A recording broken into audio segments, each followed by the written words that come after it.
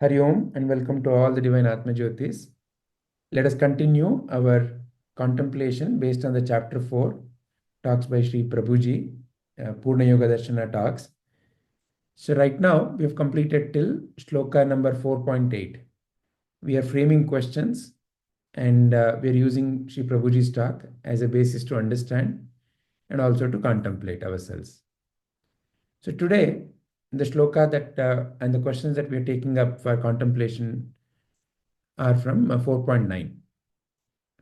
4.9 is where Sri Krishna is saying, Janma karma cha me divyam evam yo veti tattvataha tyaktva deham punarjanma naiti mameti sorjuna.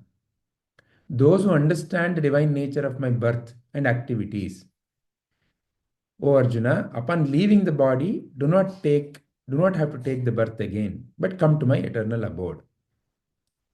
So, lot of things are here about birth, about activities, about death, about attaining his eternal abode, and not having to come back, not having to take birth again. So, the questions that have come up are here. Why only those who understand Krishna's birth and activities go to his abode, and why not others? And then there is a question about, it is related to the previous question that we had raised. Why only few seek him? That is how the question has come up. How is it is related to the last 4.7 and 4.8. There was a question, why only some seek him? Why not others? So that question had come up. Are activities same as Leela? What is divine birth and activities associated with the divine? Where is his abode? So like that, different pointers, questions as pointers are there. You can either go question by question, or you can use these questions as guide and you can share your viewpoints. Who would like to begin first? Smitaji, Padmama, who would like to begin?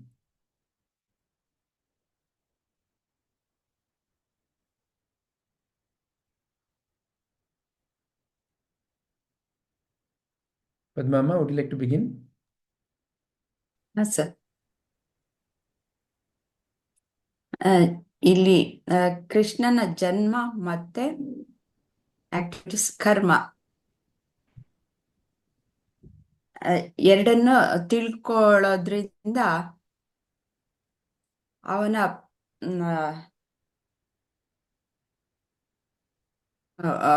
ಒಂದು ಧಾಮವನ್ನ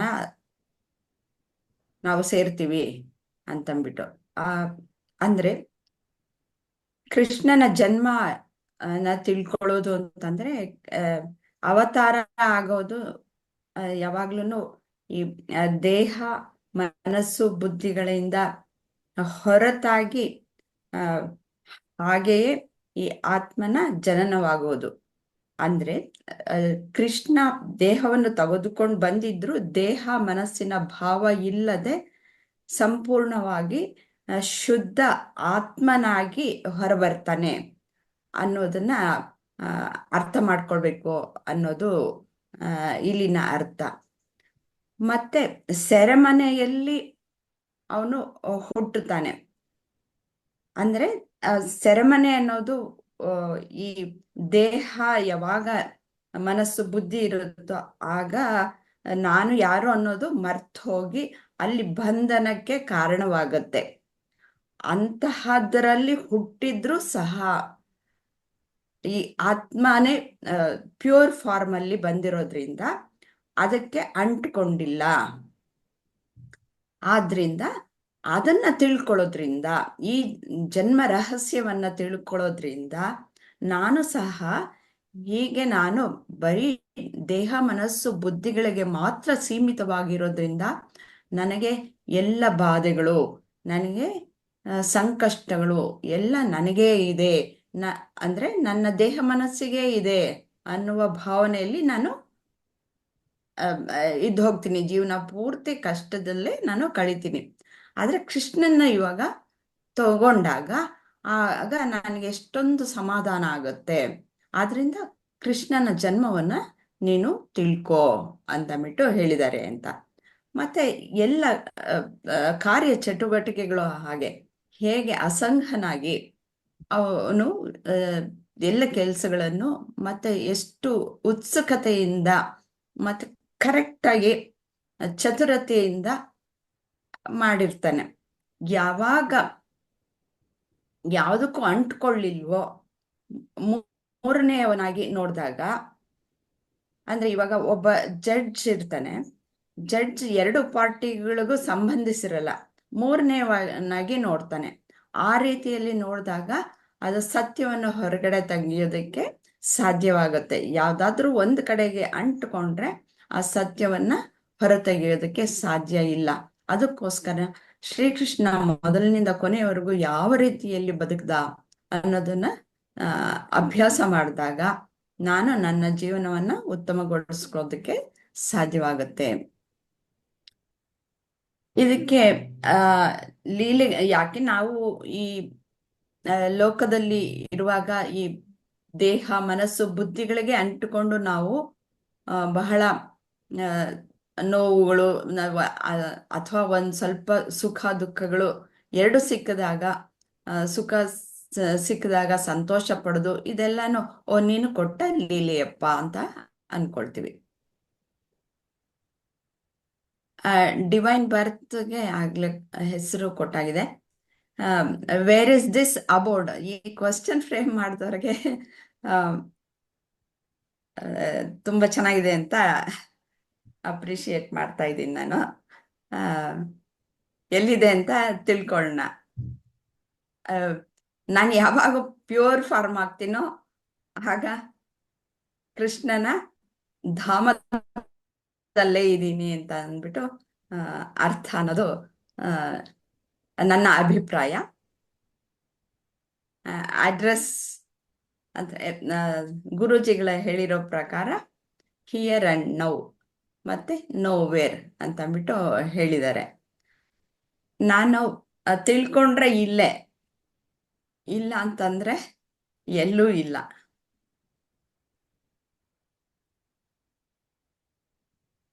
ಇಷ್ಟನ್ನು ಹೇಳಿ ಮುಗಿಸ್ತಾ ಇದ್ದೀನಿ. ಧನ್ಯವಾದ Padmamma. ಸ್ಮಿತಾಜಿ.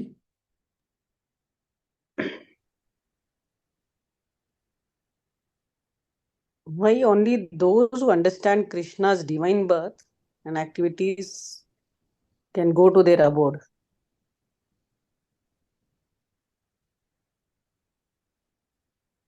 In the next shloka where we were putting the questions, he said that Krishna says knowingly or unknowingly. So in one sense, it is not that others don't go, but some who are doing it, following the path consciously, and they are seeking that they to be to have the divine to attain that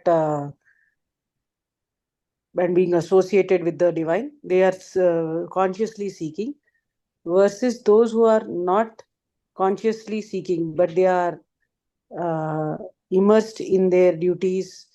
They are doing a duty as a sacrifice. They are doing day-to-day activities also with the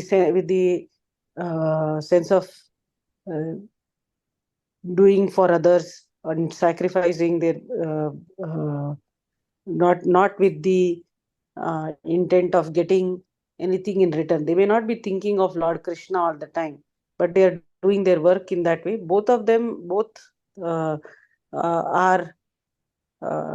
on the same path.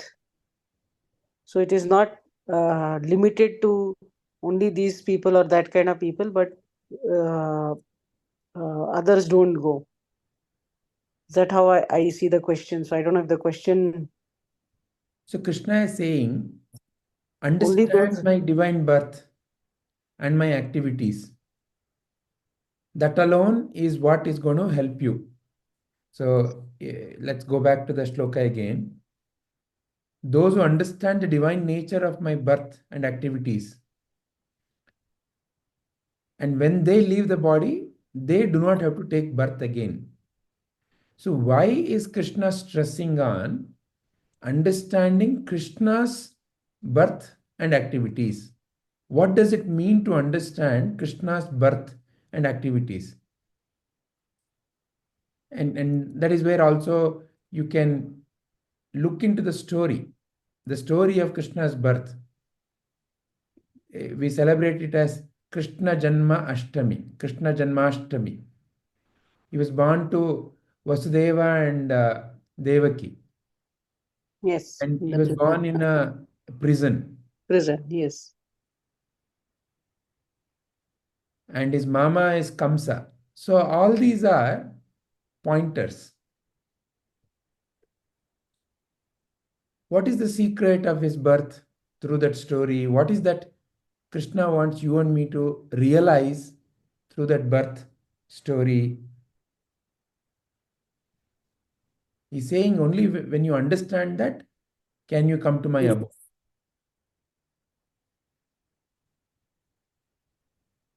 I know the story, but Okay, yeah, we can understand it deeper today. hmm. Is a question clear to you? Yeah, the question is clear to me. Sure. So by the entire life of Krishna, as we know it, as the story from the birth to in the life and time spent in Gokul, and then goes out of that and activities, is what he is referring to, the entire Correct. Correct. His time birth and spent. his activities. Correct. Yes. And the significance of that. Why do we need a backstory to establish Krishna? Correct. He's They could saying, have just understand the nature of my birth and my activities. That is the key. That is a secret key to realize where my home is.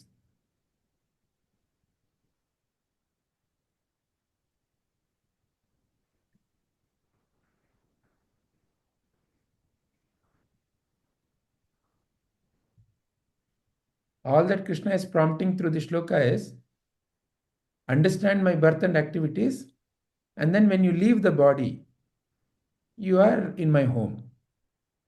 So one is, he is giving us a puzzle.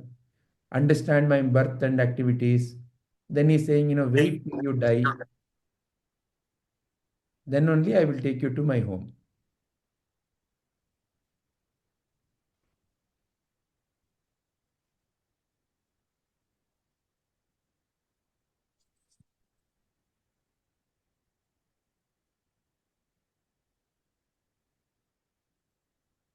so when you say understand the divine birth and activities, it beyond the story, there is to understand each phase of, right from being born in the prison to how he is taken to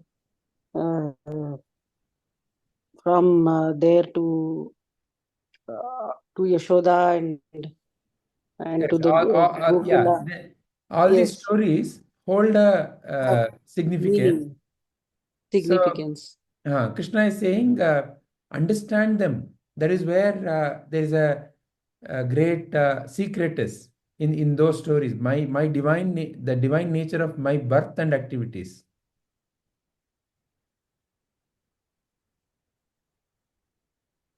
Hmm.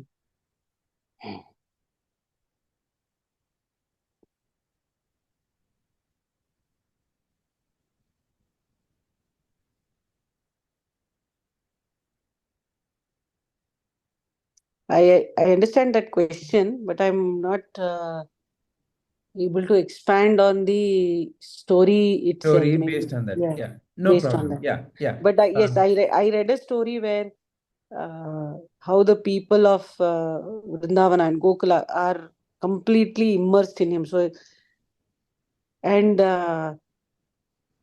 that state of being in is so where where you are living, and that in that story, even right from the animals to the friends, and I was reading it to my children also. The all the people are so immersed in Krishna that their day to day life is surrounded by, whether it is even in fun or even it is in scolding him for taking makhan, taking that butter and running away and doing that, the playfulness in that. But they're so immersed in him that they're and surrounded by him that is itself the abode of Lord Krishna.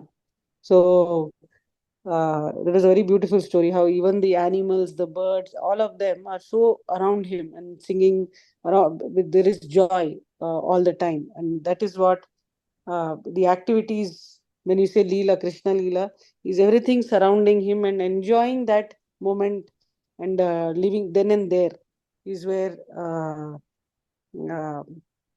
And he refers that Gokula itself as the abode where I am. That is where is the my home. So that I could relate to. Excellent, excellent. So these stories, as you would have heard us in many occasions, are at two levels. One is at the what is appearing, physical level. Oh, this happened ante. There was one person called Krishna ante. He was born in this place in a prison ante, and he was taken by head by his father to another place ante. So all these are like ante means it happened thus. Okay. And that is what the word that we generally refer to is Purana, okay, which is incorrectly translated as mythology. The technical translation of Purana is Pura iti Navinaha. It is old, but still very new. How is the secret? So, at the surface level, it happened thus, is how we generally talk about it. Or, oh, it's an imaginative story. What a wonderful imaginative story. Like that, we talk about the Purana. But these Puranas are vehicles to transport the underlying tattva. There's a knowledge embedded in it, in the story format. Like how the shloka is embedding in the poetry Jnana, story is embedded in the story Jnana. And that is what we are seeking out, the tattva, the essence. Correct. All right, we'll understand it as we continue the contemplation. Anything more you would like to add here? What else is coming to your mind?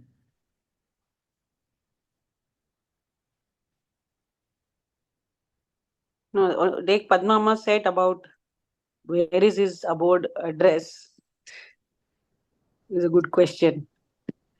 That is what we are all seeking. We go to temple, we go to Char Dham Yatra, we go seeking everywhere. Where does he reside? What do you feel? Where does he reside? He's everywhere and nowhere.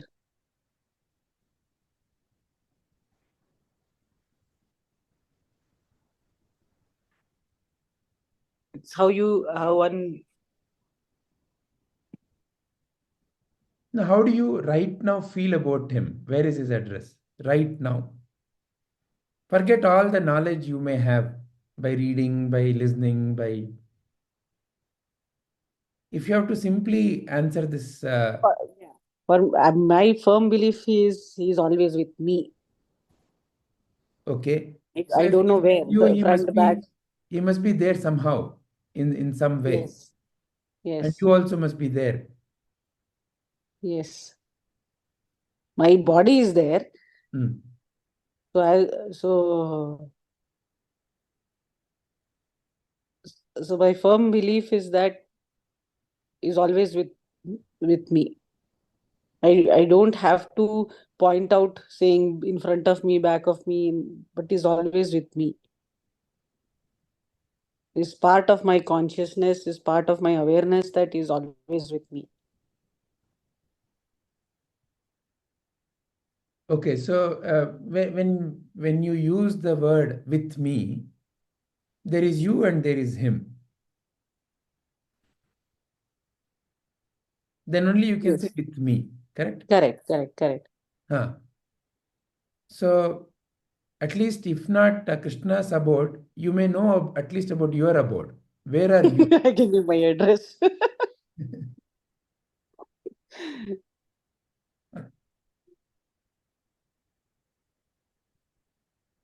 Yeah, I mean, in my human form, or if you have to say in this, yeah, we have a physical location. But for Krishna, there is no physical location. Okay. So you are at whatever the physical location that can be geotagged, but he is somewhere, Can't but be also within geotagged. you, with you. With you, yeah, Okay, that's your current viewpoint. yeah. I mean, if I'm not from reading, I want to say, because if you have some reading, you say, yeah, I am Brahman, I am conscious, so Krishna is within me, I am Krishna. That belief is that is from a reading perspective, but to understand it as a human, to equate to God is not the same.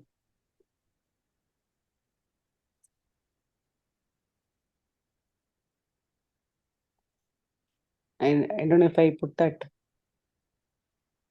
So you're saying that, I'm a human, how can I equate myself to God? Correct.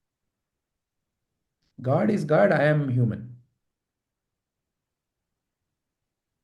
Yes. वो तो वो है, मैं तो मैं हूं.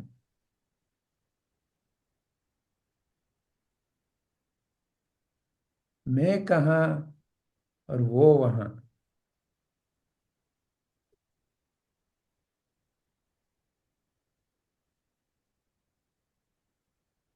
We somehow always, right, when we ask for, we look up and ask for blessing or thank, we always somehow feel above.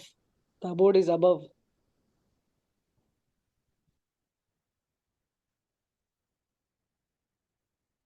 Yeah. Let us hear Okay. the. Then we can continue and sing ये कहाँ आ गए हम. We were so nice at all this contemplation. ये कहाँ आ गए हम. So at least earlier there was no confusion because वो वहाँ मैं यहाँ. Now there is a lot of confusion. मैं कहाँ वो कहाँ. All right, we'll go into that. Padma ji. Yeah. So why only those who understand Krishna's divine birth and activities go to his abode, and why not others? So the mind is engrossed in what you feed it through the sense organs. So what you constantly think of, you attain it, because all your actions are oriented towards it.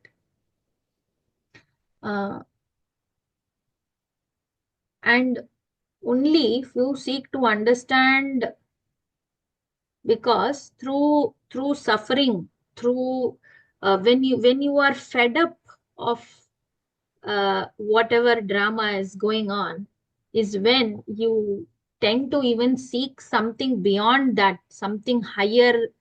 You look up to something which is more valuable than what is the drama that is going on in your life and all around you. When you look, only in suffering we think of the Lord, or we think of even praying, or we feel helpless. I think that is the time when you start seeking. So till that time, why everybody doesn't seek is because till you go through something like that, your ego doesn't let you look for anything higher, because you are always the one who can achieve everything, who can cross through all the sufferings, who can deal with all the drama and situations that are coming to you. Only when you encounter a situation where you feel helpless, then you start to look for something something or someone who is higher than you, who can be your guide, who can be your guru, who can lift you up from where you are stuck. And that is why I think everyone will eventually seek, but currently maybe if you are seeking, you have not yet reached there.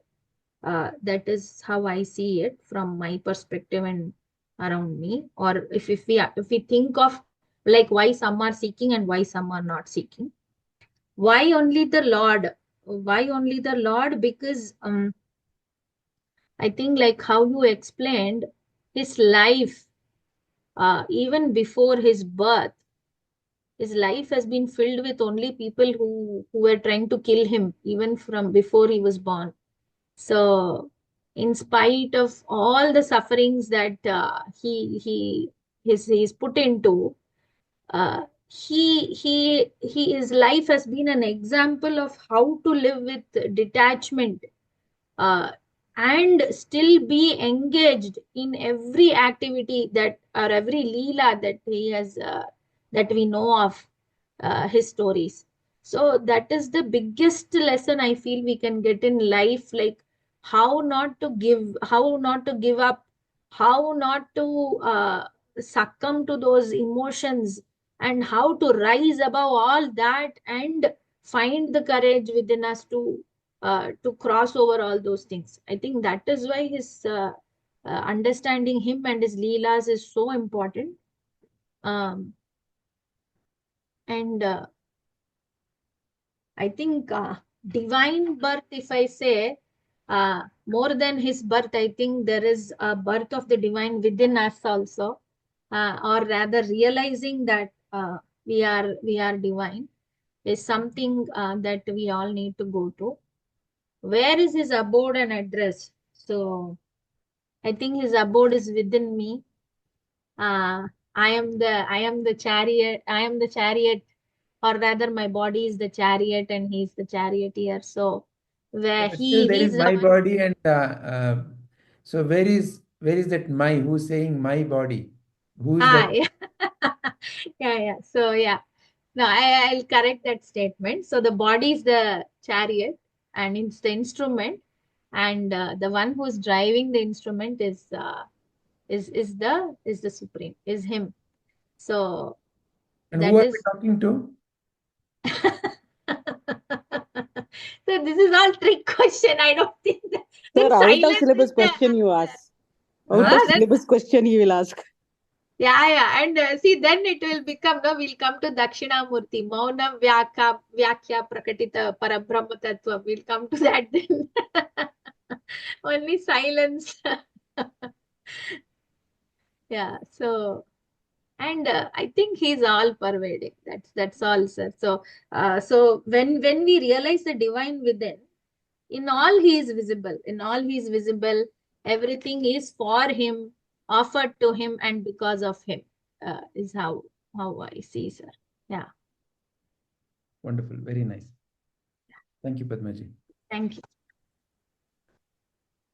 See, our stories are wonderful vehicles of Jnana, the Purana stories. Our spiritual poetry is also full of spiritual Jnana. In all the activities, our great masters, in one or the other activity, the fish can be caught, is their fundamental way of how they organize their life. At least in one or the other, the true question will arise. So therefore, for them, there is no spiritual and material life. The way our ancestors, our great masters have designed the life itself is, life is spiritual, just that one is unaware. So how to develop that awareness? So in all forms, they've infused spirituality. That is why India is a Punya Bhumi. Right from morning till evening, there is one thing or the other, and in one or the other, the mind has to get into what is really happening. What is the truth of all this? If you look at life, especially the Indian life seems to be a big contradictory ways of life. There is so much that, at first level, nobody knows how the hell the traffic in Bangalore is moving, but it moves. You get from point A to point B. Nobody knows how. If a typical American comes, they get lost. Because for a typical American, it is suburban to downtown to 35 minutes to 40 minutes at 80 miles per hour in I-36. Take a right turn. So it is very cut. It's very cut. This is how it has to be. Boys have to wear blue, girls have to wear pink. By 7, you will be doing this. By 12, you will be doing this. By 15, this is what you should be having in life. So like that, everything is sorted, put into buckets. But Indian life is not at all like that. No buckets only. The moment you try to put a bucket, there is something else that contradicts that bucket. So anybody who comes with the mindset of putting life into bucket gets really lost in India. So, and there is all these stories. Somebody called Krishna is born in a jail, and he has to go through all kinds of murder attempts on him. One, two, no, many murder attempts. So many murder attempts. And that fellow still escapes all the murder attempts. That's why, all our heroes are also like that, especially our South Indian movie heroes. You should see the Telugu hero, Balakrishna. He's an amazing hero. He can kill his opponents by, you cannot even dream of it. He can make a paper into an instrument of killing. And one twist of his one little thumb puts some 10 people dasham away. So all our movies are also inspired by our stories. And Hollywood people really go bonkers. How can this happen? And all of us seem to be enjoying it. Masses and masses of people are going and enjoying it. I don't get it. India has to be cleansed. Indian people don't have knowledge. They are superstitious. So their way of life is so primitive. It has to be cleansed.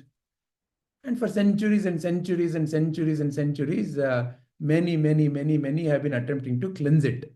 But somehow something seems to be emerging again and again and again, and something seems to be protecting. So there is some magical charm.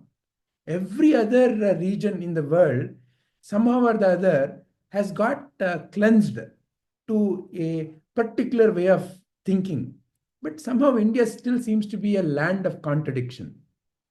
What is happening? What is this Krishna's birth? So at a surface level, it is very imaginative, and could this have really happened kind of a story.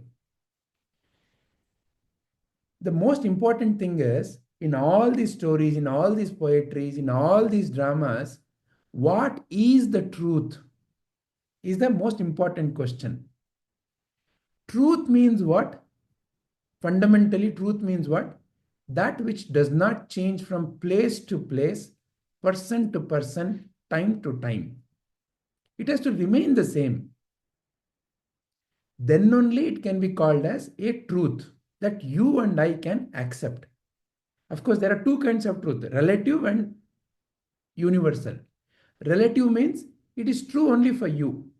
So one of you may have a girl child and a boy child.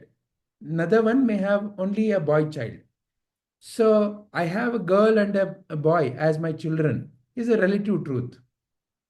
Whereas we are talking about universal truth, that which is applicable to you, me, all of us here at all the times in all the places. With that particular statement, if I go to China, the statement should not change. If I go to moon, that statement should not change. It must be the same statement yesterday, today, tomorrow, like that. So in all our Purana stories, such universal truths are embedded. Even in Bhagavad Gita, it is nothing but universal truth only. Just that you and I have to learn to see it, because we are so much bogged down by the so-called bucketed way of looking at life. Good and bad is one way we look at life. Right and wrong is one way we look at life. So our mind has been conditioned to think only in certain ways. And because of that deep-rooted conditioning, many a times this alternate way of looking at life, this totally different way of looking at life doesn't occur immediately.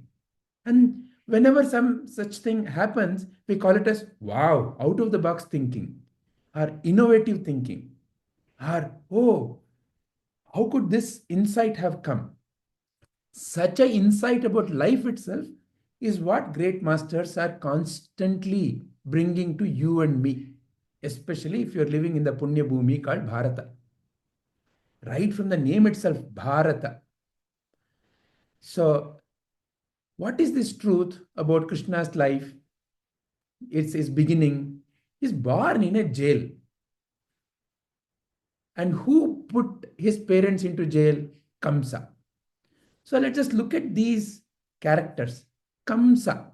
What is Kamsa? What is his relationship to me? What is the truth that I can infer from Kamsa that is related to me today, here, now? Kamsa is the representation of your and my sense of identity. What you and I call as ego. You know who I am? I am a man. I am a woman. I am this caste. I am that caste. I have these degrees. You know who I am. You know how good I am. You know how bad I am. You know how intelligent I am. You know how dumb I am. All these various kinds of concepts, what can be generally called as me and the mind.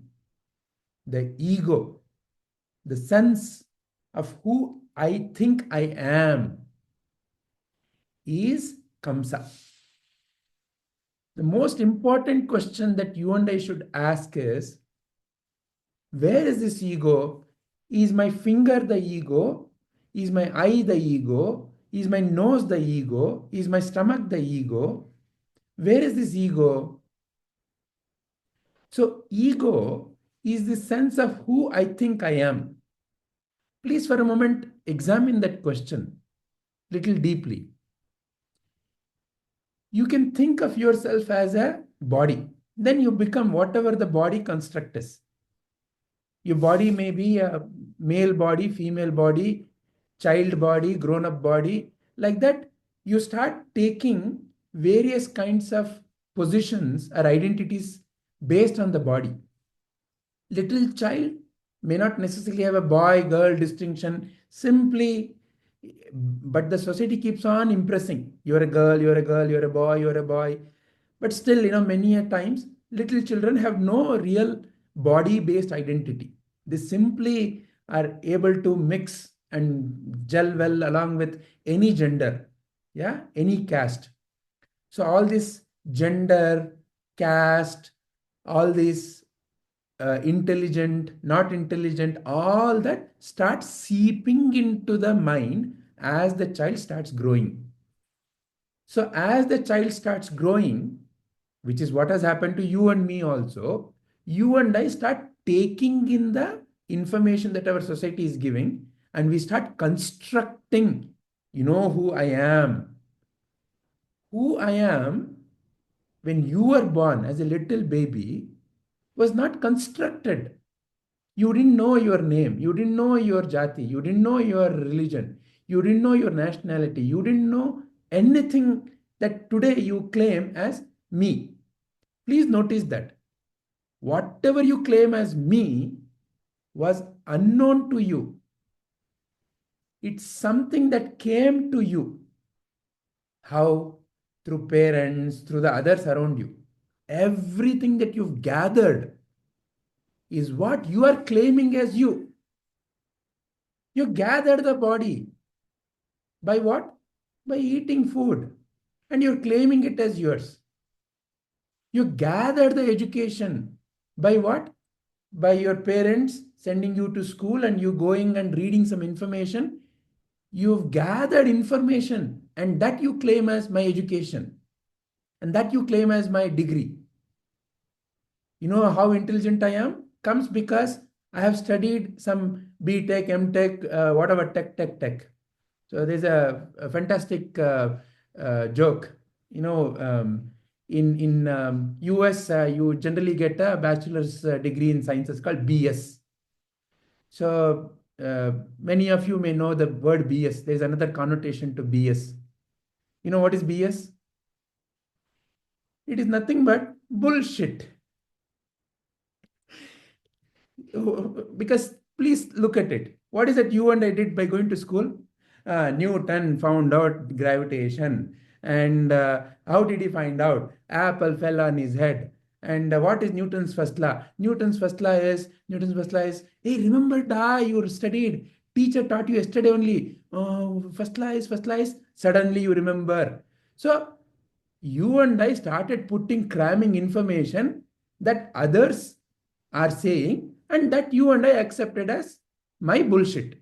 And we started claiming, I also know Newton's first law. Okay, somewhat okay. Newton's first law is somewhat related to how phenomena works. But others came and told you, what these people are bad people. You know what these people are good people. These people are intelligent people. What you and I were taught as history, you and I put that information also. So you and I took all the BS that the world is giving, and you and I proudly claim, I am a BS. Okay, great. Some of us don't stop there. Then we go on to do MS. What is MS? So now that you have the BS, you must be able to already figure out what is MS. It is more of the same shit. Okay, some of us don't stop there also. We go to do PhD. You know what is PhD? PhD is when you have that shit and you have more of it, and now you pile more and more of it, you get permanent head damage. PhD. So this is what our education has become. And this is what you and I claim as, you know how great I am. The wisdom that is available in a common, a farmer in our village is not what you and I are able to recognize. You and I are recognizing book-based information as knowledge and wisdom. Anyway, so like that, you and I gathered a lot of identities, and you and I started living life with the notion of who I am. Then you and I are in the prison of Kamsa. You and I are in the prison of Kamsa. Kamsa has put us in the jail.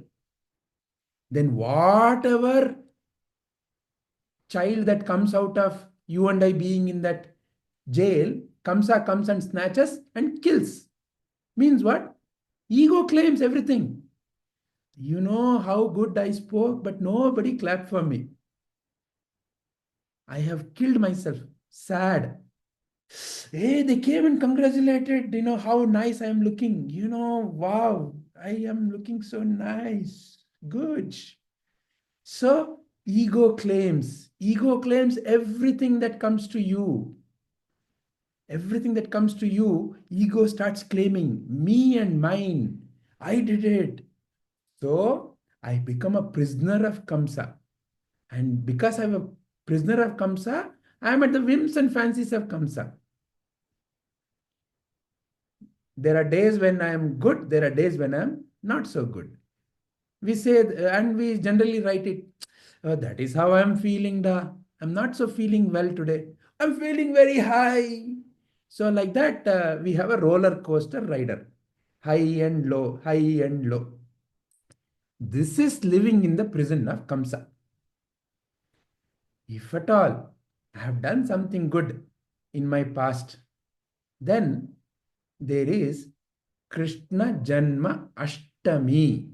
Ashtami. On the 8th day, Ashtami. Very, very important secret, very important pointer.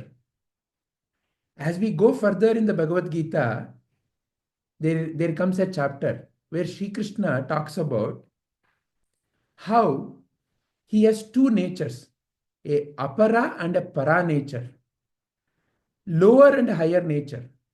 And the lower nature, when he says lower and higher, what he means is lower is something that is constantly changing. Higher is something that is not changing. In other words, in you, what is not changing is the fundamental question that you and I should ask. In you, what is changing is the fundamental question. What is changing is essentially made up of 8 elements. Essentially made up of 8 elements. What are they? The so-called gross body made up of the 5 Pancha Mahabhutas, and the subtle body made up of Mana, Buddhi, and Chitta. So this is the and the Aham. So in that way, 8 way of looking, though in the subtle body there are 4, Mana, Buddhi, Chitta, Ahankara, the Mana and the Chitta are together considered one, then Aham and the Buddhi. So like that, there are 3, 5 plus 3, 8. So 5 gross elements and 3 subtle elements together is what makes up your lower nature. Please see, in other words, in a very simple way of segregating, what you call as the material body or the material world and your subtle body or mind are what you call as outer world and inner world. Outer world is made up of these 5 elements, Panchamahabhutas. Inner world is made up of these 3 subtle elements. And the outer is represented in the inner, and the concepts you have created in the inner is what you are dealing with on a moment-to-moment basis. What you call as your life is nothing but whatever the construction you have done in your mind, whatever the meaning you have given in your mind. But the most fundamental question Sri Krishna wants you and me to ask is, when Sri Krishna is born, means what? He is born. Who is the one who is shining the light on these 8 aspects in you? Who is aware of your outer and inner world? Who is aware of the mental world? And through the mental world, you are aware of the so-called outer world. Who is that who is aware of this so-called inner world? That you, that secret, that is the real you.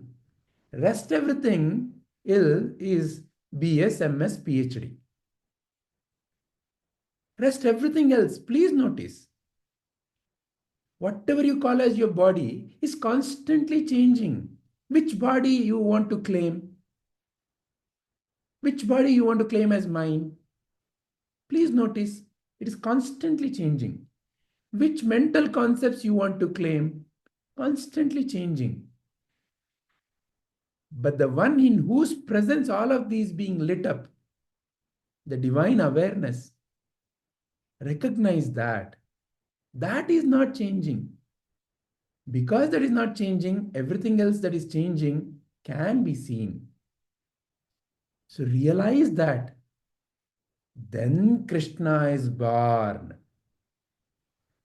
and realize how Krishna functioned in life. That's why he's saying, I'm not giving you some philosophy of life. Look at my own life. Look at how I lived. Look at what all murder attempts had happened on me. Sadhguru is not teaching something called a philosophy of life. Sadhguru is teaching what he practices, what she practices. It is a life, and life is spoken. That's all it is. And it is in that recognition that I am that divine awareness, and I have nothing to lose, nothing to gain. And all my actions are for the benefit of others. It is not a consciously, oh, I have to do something for the benefit of the others. When the sun shines, it is shining, and whatever change that has to happen in its presence will happen.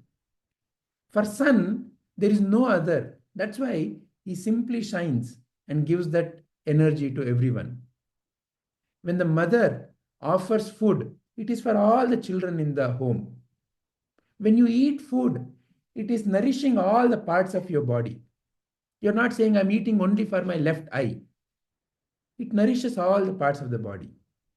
So, in a similar way, when I recognize who I am, and when I recognize that I have nothing to gain or lose from the game of life, then life becomes a pure offering. And in the pure offering, there is immense joy, because there is nothing expected. Then the very nature of who you are is constantly shining. Your very nature is joyful nature. Your very nature is that nature of freedom. You are not bound. You are not in the prison. But you think you are in the prison, and that is your prison. My thinking is my prison. And the day that I recognize that I am in my thinking prison is the day of my birth. And then when I recognize how I have to function in life, that is what Karma Yoga. That's why Krishna has dedicated 3 chapters on how to function in life. Chapter 3, chapter 4, chapter 5, all are about how to function in life. Because that is where you and I again and again get caught up. So therefore, how to function in life? To be free from the fruits of the action, to be free from the sense of doership, to be free from sankalpa itself,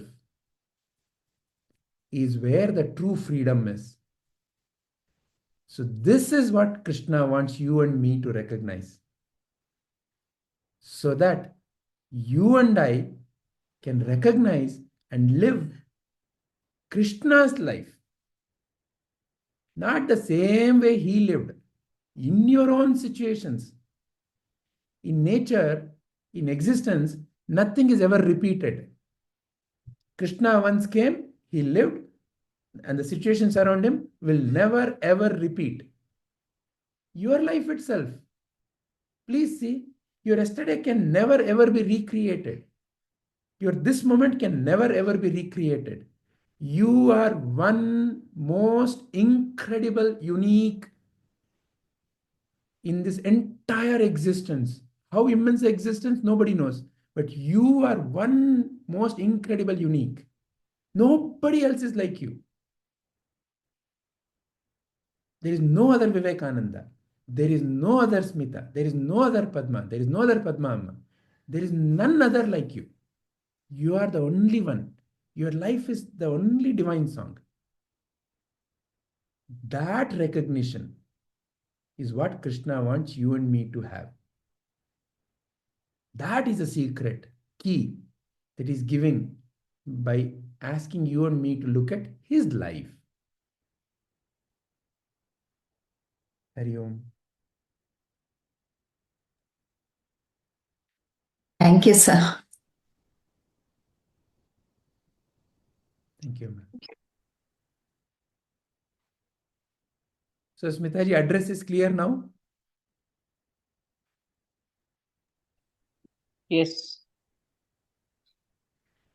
So where is your address and where is Krishna's address? Is the important question.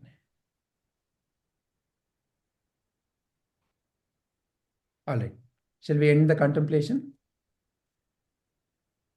Hari Om.